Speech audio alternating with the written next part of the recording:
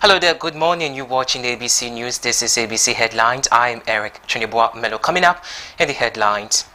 Now, following renewed conflict in the Boko, the Ministry of Interior has imposed a task to dawn curfew on the people to manage the situation. Still to come in the bulletin, lawyers representing Speaker of Parliament Alban Bagbin have filed an application with the Supreme Court rejecting efforts to overturn its ruling in the controversial seat conversation. Later also we have many coming up, but do stay with us. We've got details of these and many more coming up shortly.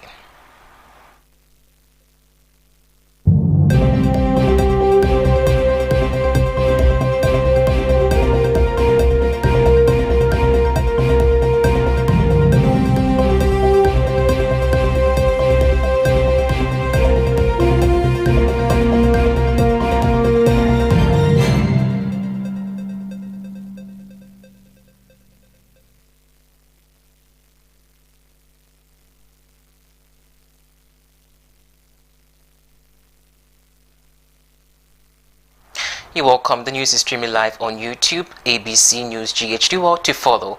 On to the first story, where the Ministry of the Interior has imposed a task to dawn curfew on Boko following renewed conflict in the town. This is contained in the press release dated October 28 by the Deputy Minister Nana Ahia following an emergency national security meeting held today, 28 October 2024, under the chairmanship of the President of the Republic. Government wishes to inform the general public of the following. It states: 1.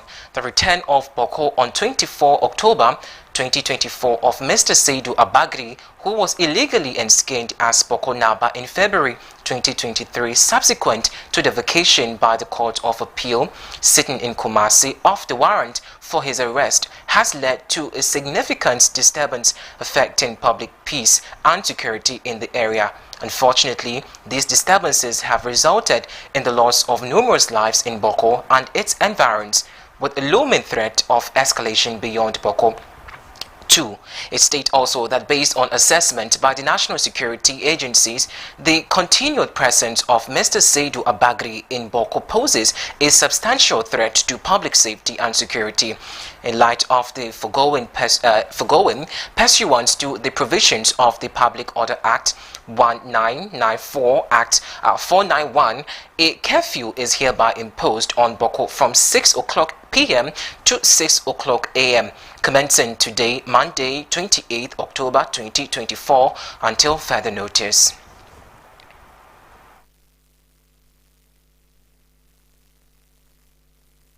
Still on Boko, a security analyst, Dr. Adam Bona, has expressed doubt about the likelihood of residents of Boko voting in the 2024 presidential election due to escalating violence in the area. Addressing attendees at a democratic lecture on Monday, October 29, 2024, he urged the public to pray for a community, noting the tragic loss of 8 lives, including 2 brothers who were killed while on their way to bury their father. He also highlighted the rise of political vigilantism across the country and urged security agencies to take firm actions against the offenders. Let's say a prayer to Boko. Boko is in turmoil.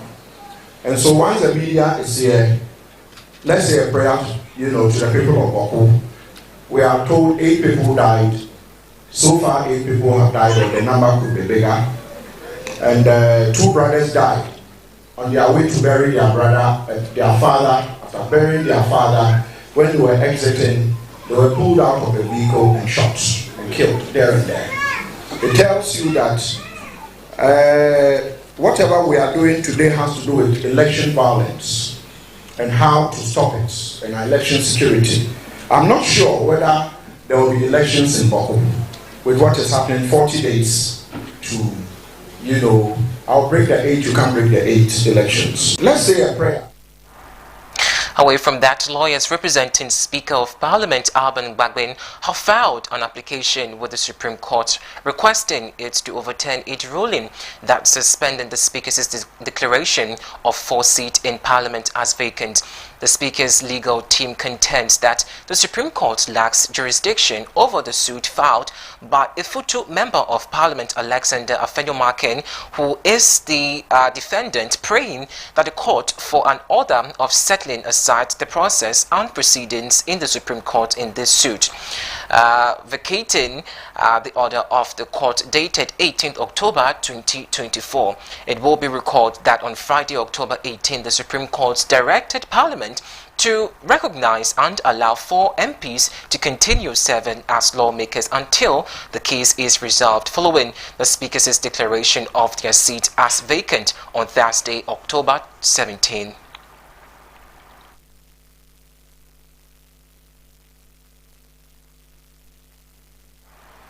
And now the Member of Parliament for Aguna West, Cynthia Mamle Morrison, has accused the New Patriotic Party NPP of attempting to intimidate her following her decision to run as an independent candidate. This accusation comes in the aftermath of a recent shooting incident during one of her campaign rallies, which left 4 individuals injured. Among the victims was Rashid Haruna, the Nasara coordinator for the constituency, and Chris Arthur's campaign chairman, who was reportedly shot in the ribs following the incident. Chris Arthur, the NPP parliamentary candidate for Aguna West, alleged that Morrison was somehow involved in the shooting. Honorable Mamle Morrison vehemently has denied the allegations, characterizing them as unfounded attempt to intimidate her. Meanwhile, the Ghana Police Service has issued a statement on October 28, 2024, assuring the public of its commitment to conducting a thorough investigation into the shooting incident and bringing the perpetrators to justice as the election season unfolds.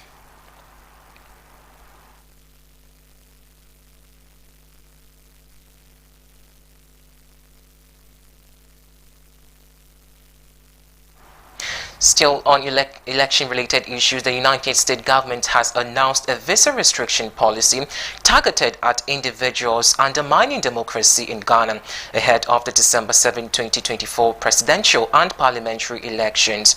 The U.S. in a statement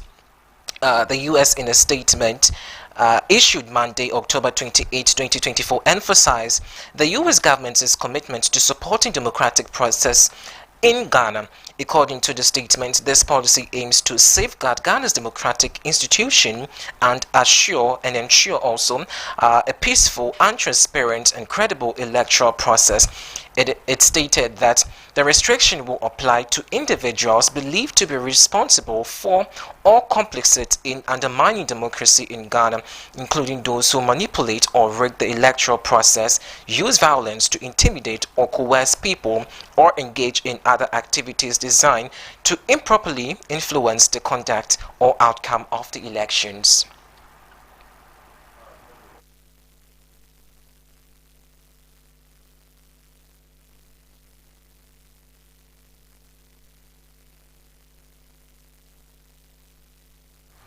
And now to some education news. The Ministry of Education has released the 2024-2025 placement,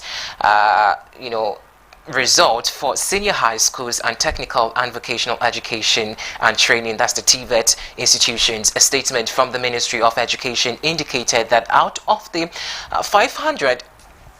563,333 results received from the West African Examination Council, about 553,155 candidates qualified to be placed, and that a total of 447,698, representing about 80.93%, who have qualified as candidates, automatically placed in one of their choices. Another of about 104,918 qualified candidates could not match to any of their choices, according to the Ministry of Education's statement. Now, students who were not placed are also encouraged to visit the self-placement platform to select a school of their choice.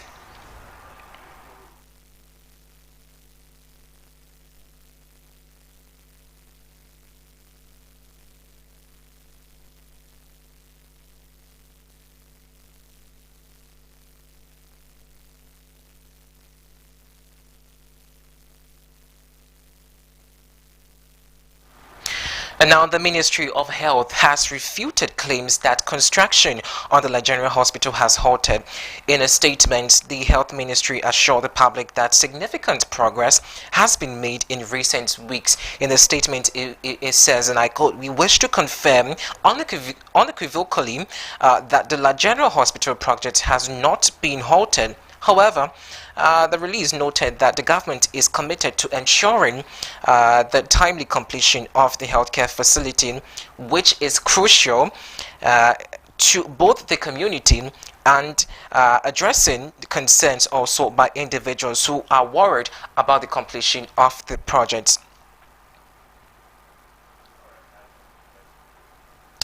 And that's how we wrap up on ABC Headlines. I am Eric Chenibwa Melody. To log on to www.abcnews.com.gh.